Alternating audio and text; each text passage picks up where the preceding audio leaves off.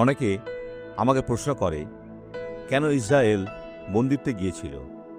দেখুন, ঈশ্বর জিরমিয় 6:7 কি বলেছেন, যেমন উনি আপন জল নির্গত করে, তেমনি সে আপন দুষ্টতা নির্গত করে। তাহার মধ্যে দৌরাত্ম্য ও লুটের শব্দ শোনা যায়। পীড়া ও আঘাত নিয়ত আমার দৃষ্টিগোচর রহিয়াছে। ইহা বিদ্রোহ, ঈশ্বরকে ত্যাগ করা। অনেকে প্রচুর কষ্ট ভোগ করবে এখন অনন্তকালের জন্য। ইহা এখানে বলেনি যারা ঈশ্বরের দিকে পিছন ফিরে। আপনি কি কখনো এমন করেছেন? দৌড়ে ফিরে আসুন। ঈশ্বর আপনাকে ক্ষমা করার ও আপনার জীবনকে পরিবর্তন করার জন্য অপেক্ষা করছেন।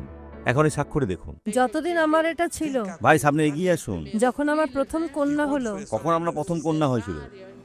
আমার সিজার হয়েছিল, আর অ্যানাস্থেশিয়ার ফলে, যেটা মেরুদণ্ড দেয়। হ্যাঁ, মেরুদণ্ডে দেওয়া অ্যানাস্থেশিয়া খুব খারাপ হয়েছিল। এখন আমার বড় মেয়ে 43 বছরে, তারপর মেরুদণ্ডে অ্যানাস্থেশিয়া দিয়ে আরেকটি সার্জারি করিয়েছি। তাই আমার মেরুদণ্ড খুব কষ্ট দিত।